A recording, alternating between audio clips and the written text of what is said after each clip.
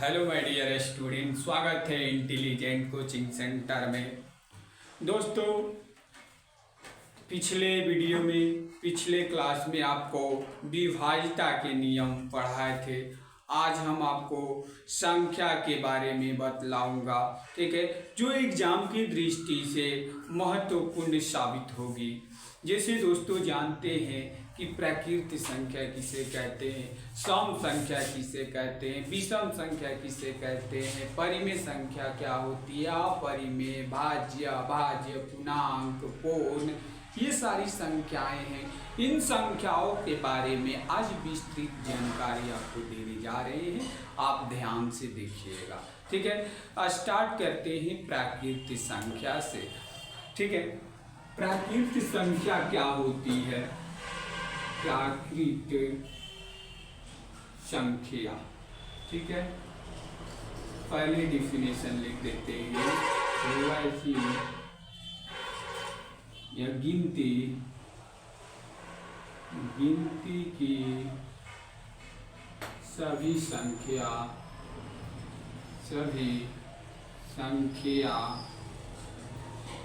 को प्राकृत संख्या कहते हैं, ठीक है। यानी कि डिफिनेशन के अनुसार हम लोग देखें तो गिनती की सभी संख्या को प्राकृत संख्या कहते हैं। कहने का मतलब कि हमारे गिनने के कामों में जो संख्या यूज होती है उन सभी संख्या को प्राकृत संख्या के नाम से जानते हैं, ठीक है। जैसे 1, 2, 3, 4, ये डॉट अनंत तक चली जाती है। दोस्तों, ये स्टार्ट होती है प्राकृत संख्या 1 से। कितने से स्टार्ट होती है? प्राकृत संख्या 1 से स्टार्ट होकर अनंत तक चली जाती है। इसकी कोई सीमा नहीं होती है कहाँ तक जाएगी, लेकिन यह स्टार्ट होती है 1 से स्टार्ट होगी, ये अनंत तक चली जाती है, ठीक है। 1, 2, 3, 4, 5, 6, 7, 8, 9, 10, 11, 12, 13 कहीं तक ले जाएंगे, सबका सब प्राकृत संख्या होगी। बात करें कि सबसे छोटी प्राकृत संख्या कौन होगी? सबसे छोटी प्राकृत संख्या दोस्तों याद रखना, सबसे छोटी प्राकृत संख्या 1 होती है। कितना होती है?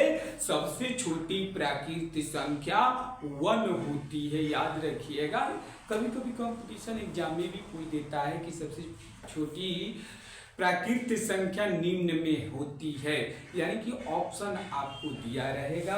अगर ऑप्शन में 1 रहता है तो सबसे पहले 1 मारिए, यानी तो ऑप्शन की दृष्टि से अगर 1 नहीं देकर कुछ अलग देता है, जैसे मान लीजिए 1 ना ऑप्शन में दिया 3, 8, 7, 4, मान लीजिए पहला ऑप्शन में ये है, ठीक है, दूसरा में ये है, तीसरा में ये है, चौथा में ये है। आप पूछ देता है कि सबसे छोटी प्राकृत संख्या तो ये होगी। ऑप्शन की दृष्टि से मैं बतला रहा हूं। अगर ऐसे पूछता है कि सबसे छोटी प्राकृत संख्या होती कौन है, तो 1 होती है, ठीक है। और बात करें सबसे बड़ी प्राकृत संख्या की, तो सबसे बड़ी प्राकृत संख्या इसकी कोई सीमा नहीं है, यानी कि अनंत होती है, ठीक ना। चलिए आगे अब देखते हैं परिमेय संख्या। बहुत लोग परिमेय संख्या से डिस्टर्ब हो जाते हैं। परिमेय संख्या, बने रहिएगा वीडियो में, आपको बेहतरीन समझा के छोड़ेंगे।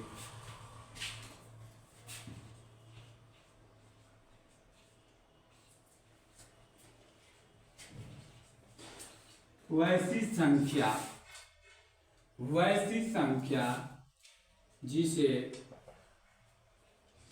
P/Q के रूप में लिखा जाए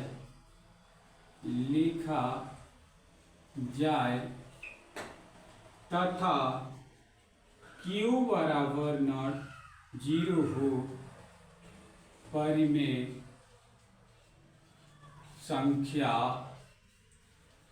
कहलाती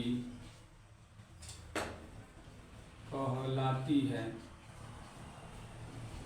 ध्यान दीजिएगा दोस्त, परिमित संख्या वो संख्या होती है जो कि P बटा Q के रूप में दर्शा सके। कहने का मतलब हमारा ये है कि कोई अगर संख्या लिखते हैं 5/7 मान लीजिए, ये लिख दिए, तो अंश तथा हर, अंश बटा हर के रूप में ये संख्या हो तो ये क्या कहलाएगी? परिमेय संख्या कहलाएगा। ठीक है, परिमेय संख्या कहलाएगा। 9/11 ये क्या है? परिमेय संख्या। 8/5 क्या है? परिमेय संख्या। 13/9 क्या है? ये सबका सब परिमेय संख्या है। तो एक बात कंफ्यूजन में आता है कि जब बटा के रूप में रहता है तो परिमेय संख्या है, लेकिन क्या इस प्रकार केवल सिंगल रहे 5 की परिमेय संख्या है, 6 की परिमेय संख्या है, 7 परिमेय संख्या है? हाँ, परिमेय संख्या है, क्योंकि इसकी भी बट्टा में 1 होता है। इसकी भी बट्टा में 1 होता है। जब किसी संख्या के बट्टा में कुछ नहीं रहता है तो हमेशा 1 रहता है, इसलिए इसको हम परिमेय संख्या के रूप में कह सकते हैं। ठीक है, अब ध्यान दीजिएगा, परिमेय संख्या से रिलेटेड मैं कुछ बात और बतलाऊंगा। परिमेय संख्या और क्वेश्चन इस पर कैसे पूछता है? पूछे क्वेश्चन कि निम्न में कौन परिमेय संख्या है? सवाल अगर आपसे करता है कि निम्न में कौन परिमेय संख्या है, ठीक है, ऑप्शन दे देगा। रूट में 11, दूसरा √3/2, तीसरा दे देगा √9, चौथा देगा कोई नहीं, यानी इनमें से कोई नहीं। ठीक है, ध्यान दीजिएगा, निम्न में कौन परिमेय संख्या है, यानी परिमेय संख्या इस ऑप्शन में से हमको निकालना है। तो रूट वाला जो भी रूट में संख्या रहती है उसका वर्गमूल नहीं निकलता है तो वो क्या कहलाती है? परिमेय संख्या कहलाती है। जिसका वर्गमूल नहीं निकलता है वो अपरिमेय संख्या। तो इन √11 का वर्गमूल निकल जाएगा पूरा, क्या नहीं निकल पाएगा, तो ये अपरिमेय है। ठीक ना, यानी कि परिमेय यहाँ नहीं है, इसका ये है लेकिन ये नहीं होने के वजह से ये पूरी अपरिमेय हो जाएगी, यानी परिमेय नहीं होगा। √9 का वर्गमूल हम लोग निकाल सकते हैं, यानी कि 3 हो जाएगा √9 का वर्गमूल, यानी ऑप्शन नंबर 3 हो जाएगा परिमेय संख्या। दोस्तों, एक डिफिनेशन ऐसे भी इसको कह सकते हैं कि वैसी संख्या जिसका वर्गमूल पूरा निकलता हो। ठीक है, वैसी संख्या जिसका वर्गमूल पूरा निकलता हो उसे परिमेय संख्या कहते हैं। ठीक है, जिसका वर्गमूल पूरा नहीं निकलेगा उसको अपरिमेय संख्या कहेंगे। ठीक है, जिसका वर्गमूल पूरा नहीं निकलेगा उसको अपरिमेय संख्या कहेंगे। जैसे देखते हैं अपरिमेय संख्या क्या है? अपरिमेय संख्या, ठीक है, वैसी संख्या जिसका वर्गमूल पूरा नहीं निकलता हो,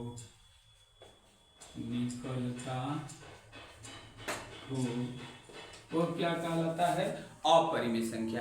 यानी कि कहने का मतलब कि अगर कोई संख्या रूट के अंदर प्रेजेंट है और उसका वर्गमूल नहीं निकल रहा है, परफेक्ट नहीं वर्गमूल निकल रहा है, तो वो अपरिमेय संख्या में गिनती करेंगे। जैसे √7 ये क्या है? एक अपरिमेय संख्या है। √13 क्या है? अपरिमेय संख्या है। 12 क्या है? अपरिमेय संख्या। √10 अपरिमेय संख्या, या √3/4 अपरिमेय संख्या, √5/9 अपरिमेय संख्या √2 ये क्या है? अपरिमेय संख्या। रूट के अंदर रहे और उसका वर्गमूल ना निकले तो अपरिमेय संख्या ही होगी, याद रखिएगा ध्यान से। ठीक है, आगे चलते हैं सम संख्या। ठीक है, सम संख्या क्या होती है? ध्यान दीजिएगा। सम संख्या, सम संख्या बिल्कुल इजी है। वैसी संख्या जिसका अंतिम अंक 0, 2, 4, 6 तथा 8 हो, वह सम संख्या कहलाती है या होती है? कहलाती है। यानी कि कोई अगर हम संख्या लिखते हैं, कोई भी संख्या लिख देते हैं, उसके अंत में 0 हो, 2 हो, 4 हो, 6 हो या 8 हो, इनमें से कोई एक संख्या रहता है तो ये सम संख्या कहलाएगा। अगर इनमें से कोई संख्या नहीं होता है तो ये विषम संख्या कहलाएगा या दूसरा कोई संख्या कहलाएगा। लेकिन हमको अभी जानना है सम संख्या, ठीक ना? यानी कि कहने का मतलब ये है कि इनमें से कोई भी एक संख्या रहे तो ये सम संख्या कहलाएगी। दूसरी भाषा में कहे तो वैसी संख्या जो 2 से पूरी विभाजित हो जाए, 2 से पूरी विभाजित हो जाए वो सम संख्या कहलाएगी। यानी कि 2 से हम भाग लगाएंगे, कोई भी संख्या हो 2 से हम भाग लगाते हैं तो पूरा कट जाता है। यानी कि शेषफल अगर 0 आ जाता है तो ये संख्या 2 से विभाजित होगी। ठीक है, 2 से विभाजित है यानी कि सम संख्या है। ठीक है, क्या है? सम संख्या कहलाएगी। ठीक है, ठीक उसी तरह उसका थोड़ा उल्टा होता है विषम संख्या। इसमें क्या था कि 2 से विभाजित हो जा रही थी, लेकिन विषम संख्या में क्या होता है? विषम संख्या वैसी संख्या जो 2 से पूरी विभाजित न हो वह विषम संख्या कहलाती है। वैसी संख्या जिसमें 2 से भाग देने पर पूरा भाग न लगे उसे विषम संख्या कहते हैं। ठीक है, विषम संख्या यानी कि इनका अंतिम अंक क्या होगा? जरा देखिएगा, अंतिम अंक कोई भी विषम संख्या हो इसका अंतिम अंक होगा या तो 1 रहेगा, 3 रहेगा, या तो 5, या तो 7, या तो 9। इनमें से कोई भी अंक आता है तो विषम संख्या के ग्रुप में चला जाएगा। ठीक है, 1 आ जाए, 3 आ जाए, 5 आ जाए, 7 आ जाए, 9 आ जाए तो वो विषम संख्या हो जाएगा। ठीक ना? यानी कि विषम संख्या के अंत में ये सभी अंक रहते हैं, किसी न किसी एक अंक इसमें से रहते हैं, वो विषम संख्या कहलाता है। सबसे छोटी विषम संख्या, सबसे छोटी विषम संख्या 1 होती है। सबसे छोटी विषम संख्या 1 होती है। सम संख्या नहीं बतलाए ना, छोड़ दिया। यानी कि सबसे छोटी सम संख्या 2 होती है, 2 नहीं 0 होती है, उसके बाद 2 है। सबसे छोटी सम संख्या सबसे छोटी सम संख्या 0 होती। कितना लोग जानते हैं कि 2 होती है, लेकिन 2 से भी छोटा 0 है। क्यों? क्योंकि 0 में भी 2 से भाग दे सकते हैं, 0 बार में चला जाएगा। जीरो बार में चला जाएगा तो जीरो बार में विभाजित नहीं हो जा रहा है, तो क्यों नहीं हम कहेंगे सम संख्या जीरो है ना। तो सबसे छोटी सम संख्या जीरो होती है, दो नहीं। जीरो के बाद की संख्या दो है। दूसरी सबसे छोटी सम संख्या दो होती है, लेकिन प्रथम सबसे छोटी सम संख्या जीरो होती है। ठीक है, आगे चलते हैं, देखेंगे अब भाज्य संख्या। ठीक है, भाज्य संख्या किसे कहते हैं? भाज्य है, अभाज्य है। ठीक है, भाज्य किसको कहते हैं? भाज्य संख्या, ध्यान दीजिएगा, भाज्य और अभाज्य में बहुत लोग कंफ्यूजन होते हैं। भाज्य और अभाज्य में वैसी संख्या जो एक और अपने आप को छोड़कर किसी अन्य संख्या से विभाजित हो, उसे क्या कहेंगे? भाज्य संख्या। कहने का मतलब इसको भली भांति समझिएगा, भाज्य संख्या है क्या? कह रहा है डेफिनेशन कि वैसी संख्या जो एक और अपने आप को छोड़कर किसी एक और संख्या से विभाजित हो जाए, वो भाज्य संख्या कहलाएगी। यानी कि मान लीजिए कि 9, उदाहरण के तौर पर हम 9 लेते हैं, क्या ये भाज्य संख्या है? हाँ है भाज्य संख्या, लेकिन देखेंगे कैसे भाज्य संख्या है। डेफिनेशन के अनुसार 1 और 9 को छोड़ दिया जाए, इन दोनों को छोड़ दिया जाए, तो क्या ये 9 किसी और से विभाजित हो रहा है?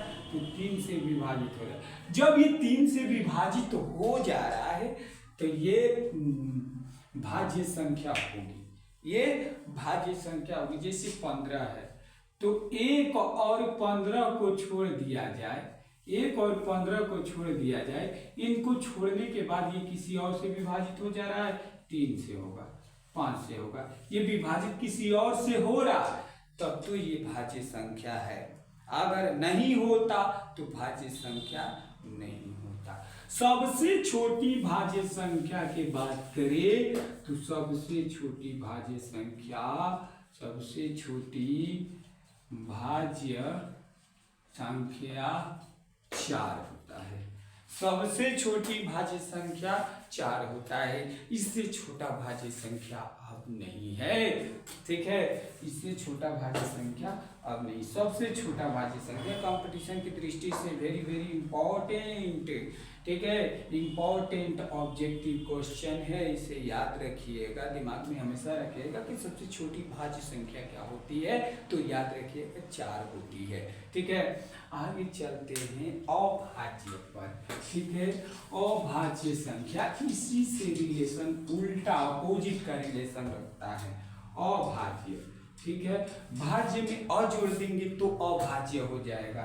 ठीक है, वैसी संख्या जो एक और अपने आप को छोड़कर किसी दूसरी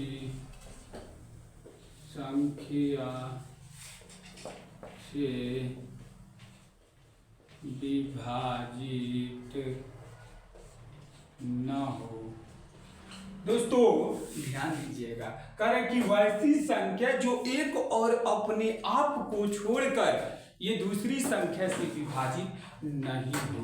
कहने का मतलब ये है कि जैसे हम 5 लिखे तो 1 और 5 को छोड़ देंगे तो ये क्या 5 दूसरी अभी संख्या से विभाजित हो रहा है? नहीं हो रहा। और जब नहीं होगा तभी तो कहेंगे ये अभाज्य संख्या है। जैसे 11 है तो 11 और 1 को छोड़ देंगे 11 और 1 को छोड़ देंगे तो क्या 11 दूसरी संख्या से विभाजित हो रहा है? नहीं हो रहा। और नहीं जब होगा तो अभाज्य संख्या कहलाएगा। ठीक है, जब किसी एक और अपने आप को छोड़ देंगे तो छोड़ने के बाद ये विभाजित किसी भी संख्या से नहीं होगी तो कहेंगे कि अभाज्य संख्या है। ठीक है, याद रखिएगा, सबसे छोटी अभाज्य संख्या कोई पूछ दे तो क्या कहिएगा? सबसे छोटी अभाज्य संख्या, अभाज्य संख्या याद रखना मेरे दोस्त 2 होती है। सबसे छोटी अभाज्य संख्या कितना होती है? 2 होती है। मजे की बात तो है और है कि 2 सम अभाज्य संख्या भी होती है। एग्जामिनर कभी कभी सवाल कर देता है विद्यार्थियों से कि सम अभाज्य संख्या कौन है? सम अभाज्य संख्या कौन है? ठीक है, सम अभाज्य संख्या कौन है? तो 2 ही होती है। सम अभाज्य संख्या कौन होती है? 2 ही होती है, घबराने की बात नहीं है। ये एकलौता अभाज्य संख्या है। इसके बाद अब अभाज्य संख्या वैसा नहीं है जो कि सम हो। ठीक है, अब चलते हैं पूर्ण संख्या। पूर्ण संख्या किसे कहते हैं? ठीक है, तो पूर्ण संख्या और एक पूर्णांक संख्या। पूर्ण संख्या एक पूर्णांक संख्या। तो पहले पूर्ण संख्या के जानें। पूर्ण संख्या क्या है? पूर्ण संख्या जैसे हम आपको स्टार्टिंग में बतलाए कि प्राकृत संख्या किसे कहते हैं, तो प्राकृत संख्या जब समझ गए होंगे तो पूर्ण संख्या समझने में कोई परेशानी नहीं। प्राकृत संख्या में पूर्ण 0 को सम्मिलित कर दिया जाए। फिर से सुनिएगा, प्राकृत संख्या में 0 को सम्मिलित कर दिया जाए यानी कि 0 को मिला दिया जाए तो वही प्राकृत संख्या पूर्ण संख्या कहलाने लगेगी। ठीक है, प्राकृत संख्या में 0 शामिल कर दिया जाए तो वह पूर्ण संख्या कहलाती है। ठीक है, यानी कि पूर्ण संख्या 0 से स्टार्ट होती है। 0 1 2 3 4 अनंत तक। पूर्ण संख्या कहां से स्टार्ट होती है? 0 से स्टार्ट होती है। और प्राकृत संख्या कहां से स्टार्ट हो रही थी? तो 1 से स्टार्ट हो रही थी। कहां से स्टार्ट हो रही थी? 1 से। तो अंतर सिर्फ इतना है कि पूर्ण संख्या में 0 से स्टार्ट किया जाता है और प्राकृत संख्या में 1 से स्टार्ट किया जाता है। तो इस पर एक सवाल प्रश्न उठता है या प्रश्न है, ध्यान से देखिएगा, बहुत ही बेहतरीन प्रश्न है। ठीक है, कहता है कभी क्या प्राकृत संख्या, क्या सभी प्राकृत संख्या, क्या सभी प्राकृत संख्या पूर्ण संख्या होती है? आपसे ये सवाल किया गया है। ध्यान दीजिएगा, मैं आपको क्या समझा रहा हूं। क्या सभी प्राकृत संख्या पूर्ण संख्या होती है? जवाब क्या होगा? प्राकृत संख्या पूर्ण संख्या में कन्वर्ट करवा रहा है। तो प्राकृत संख्या स्टार्ट होता है कहां से? ध्यान दीजिएगा, 1 2 3 1 से स्टार्ट होता है। और पूर्ण संख्या कहां से स्टार्ट होता है? 0 1 2 3 अनंत। प्राकृत संख्या पूर्ण संख्या होती है? तो जवाब क्या होगा कि हाँ होती है, क्योंकि 1 2 3 1 2 3 2 अनंत तक ये वाला इसमें मिल रहा है। अगर सवाल पलट के पूछे, उलट के पूछे कि पूर्ण संख्या प्राकृत संख्या होती है तो नहीं होती है, सब नहीं मिलेगा, होती है लेकिन सब नहीं। जीरो कहाँ मिलेगा? मिलेगा इसमें, ये वाला उसमें मिलेगा, लेकिन वो वाला इसमें मिल जाएगा। ये वाला इसमें नहीं मिलेगा प्राकृत संख्या में, लेकिन प्राकृत संख्या वाला पूर्ण संख्या में मिल जाएगा। तो सभी प्राकृत संख्या पूर्ण संख्या होती है, लेकिन सभी पूर्ण संख्या प्राकृत संख्या नहीं होती है। ठीक है, आशा है कि बात को समझ गए होंगे। अब एक और बतला दे लास्ट, पूर्णांक संख्या। पूर्णांक संख्या किसे कहेंगे? पूर्णांक संख्या वैसी संख्या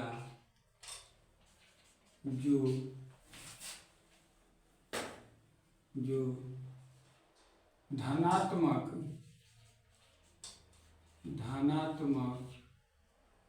या ऋणात्मक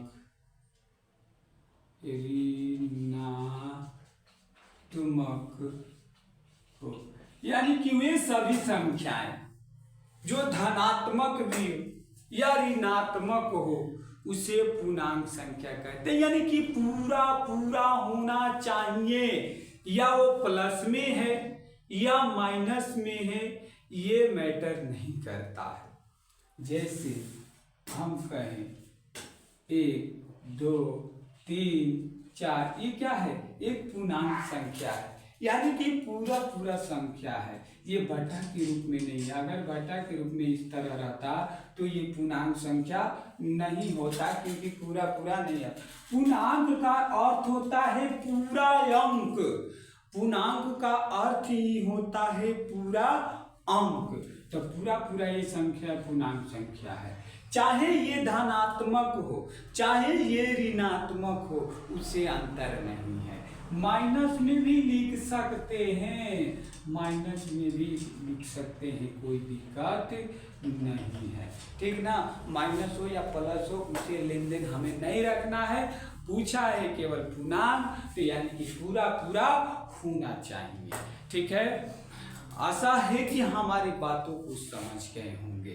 ठीक है, अगर आप हमारी बात को नहीं समझे होंगे, आपको हमारे वीडियो देखने के बाद समझ में नहीं आया होगा, तो कमेंट के माध्यम से मुझे एक बार अवश्य अपनी राय दीजिएगा।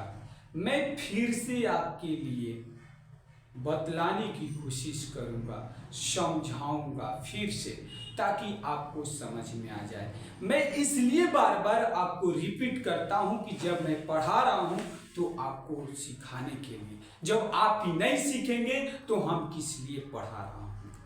ठीक है, आज की क्लास इतना ही पर समाप्त करते हैं। धन्यवाद।